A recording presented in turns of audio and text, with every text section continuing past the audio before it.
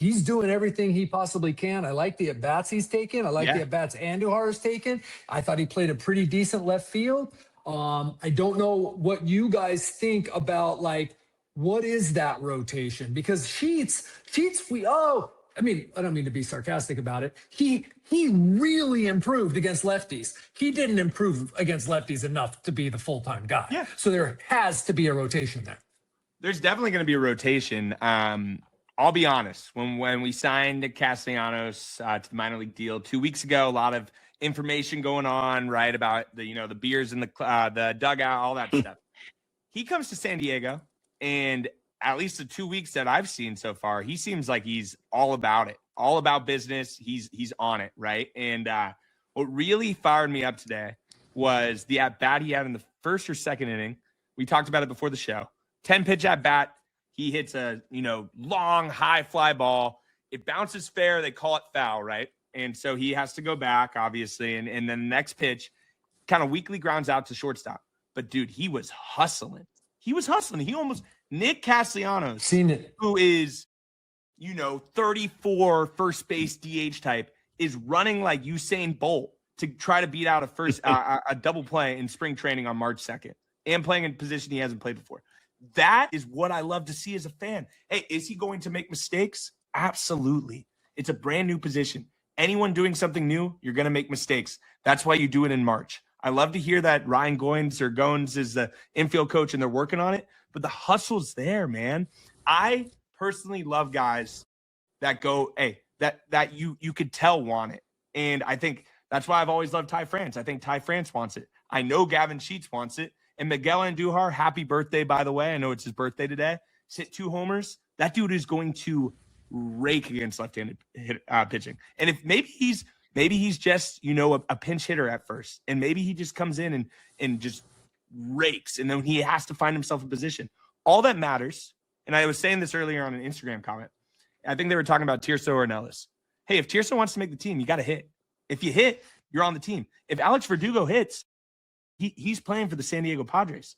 All that matters of these three is who hits. Yeah, I would say this about just like the platoon possibility. Here's the thing. I'm trying to find Sheets' numbers last year, to Kevin's point, against lefties. Like, he was serviceable. Yeah. Obviously, he was like 670 or something. Yeah. Yeah. 669. Even Castellanos last year. Actually, I'm looking at Castellanos' career. So, again, maybe that tells a little bit of a different story, but Castellanos in his career, 853 OPS against left-handed pitching. Where Gavin Sheets was exposed is when they needed him to play every day. Yeah. That's not his fault. Like, you can't allow that to, in my opinion. And now it's hard to have a true platoon that just works all season long. Maybe it's wishful. But again, to me, it's overexposing when you're asking a player that's been good for a couple of weeks. Now all of a sudden you just play against lefties and righties. I love it. When that hasn't been who you've been. Like, that's going to be very tough against some of the best left-handed starters in baseball to get 3-4 plate appearances against those lefties. I would ride the platoon. I really would. I know they like Sheets. I know he had a good year. I think it's for the benefit of both Sheets and the organization. If they limit his opportunities, you can expand it out a little bit, but I think it's exposing to play him every day. John and Kevin, sorry, Kevin, you can go. No, Sheets knows that. He wants to play every day, but I got to tell you, I've been in this business a long time, and if there's somebody who I believe in more than Gavin Sheets just wanting to be a part of a winning team, and Jackson Merrill, obviously, because he'll kill you rather than lose. Like, Gavin Sheets is like, man, you remember what he said after they got O'Hearn and Laureano last year? I mean, that guy's just like perfect example. Like, he gets it. He gets pretty much got they pretty much traded for his replacement to an extent. Hey man, you're going to be on the bench even though you had the best half of the season you've had in Major League Baseball. And what does he do as a pinch hitter? He rakes. And he got back in the lineup. Yep. I love the fact that, let's play it's a Friday night game against the Dodgers against the Dodgers, and Yamamoto's on the bump and we have Sheets batting 6th. And then they bring in Tanner Scott in the 7th or 8th inning, and you got Miguel Andujar batting with a runner on second instead of Gavin Sheets. That is what depth is. That's what it's all about. And with Craig, I think we have guys. Like, I think Andujar is I personally really do think that's going to be the signing we look back on where we're like, man, that was it. Like, that was the guy that pushed us from, an 86 win team to a 91 win team, and we end up making the playoffs. Like, that's the type of player similar to I always love to bring back, the Peralta Solano vibes of 2024.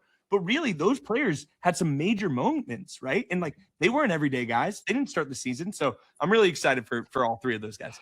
Andujar is one of the reasons why this could be as good a lineup as they've had in a 100%. while. Like, if he, what is it, like a 990 OPS over the last 2 years? He's been, I can look it up right now. Against lefties. But like, yes, it could work out that way. Now, that means Sheets has to keep doing that, and Andujar's keep doing that. And, Jake Cronenworth had his most consistent year last year, and he was fantastic. And everyone knows I love Jake Cronenworth. And Xander Bogaerts, maybe it'd be good if he could play, like, start out the season the way he's finished the last three. But like, there are those things, like your scenario you brought up there, that show you, oh wow, yeah, this could be a longer lineup. This could be a lineup. Whereas last year, like, yes, we'd second guess Schilt a little bit, but it was also like, what was he supposed to do in that moment? Yeah. Well, isn't it funny how we'll have these shows every week, right? And we'll talk about all these players and like the fifth spot in the rotation. Tatis hits 45 home runs. We might not even have to do this show, right? You're like, hey, we'll make the playoffs. Like, I truly believe this team's success is on three players, and it's been on three players for the last, I guess, for Merrill more recently, but overall the last 6 years, it's been on Tatis and Manny. If Tatis and Manny show up, 2022, perfect example. There Manny was a time when played Soto incredible. would have been in there, right? Yeah.